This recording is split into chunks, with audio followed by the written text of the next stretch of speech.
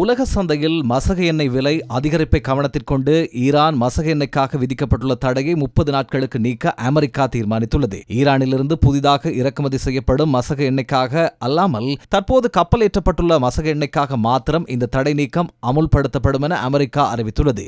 இந்த தடை நீக்கம் 30 நாட்களுக்கு மாத்திரமே அமுலில் இருக்கும் எனவும் குறித்த அறிவிப்பில் சுட்டிக்காட்டப்பட்டுள்ளது. உலக மசக எண்ணெய் சந்தைக்கு ஏற்படும் பாதிப்பு மற்றும் மசக எண்ணெய் விலை பாரிய அளவில் அதிகரித்தமை ஆகிய விடயங்களை கவனத்திற்கொண்டே குறித்த தீர்மானம் மேற்கொள்ளப்பட்டுள்ளது.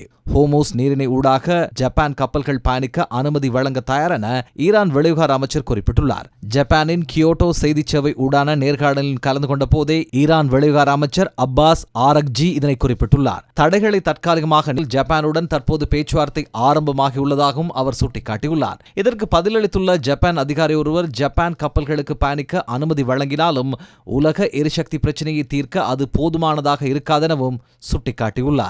இதேவேளை உலக சந்தையில் மசக எண்ணெயின் விலை $100 மட்டத்தில் காணப்படுகிறது.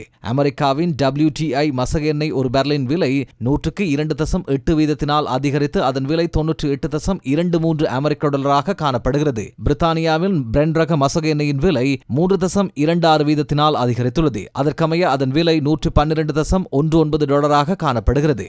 ஐக்கிய அரபு அமீரகத்தின் மசக எண்ணெயின் விலை 18 வீதத்தினால் அதிகரித்து அதன் விலை $146.40 காணப்படுகிறது. அதேபோன்று இயற்கை எரிவாயு ஒரு அலகின் விலை 102.24 வீத வீழ்ச்சியடைந்துள்ளதாக தெரிய வந்துள்ளது. இயற்கை எரிவாயு ஒரு அலகின் விலை $3.9 காணப்படுகிறது.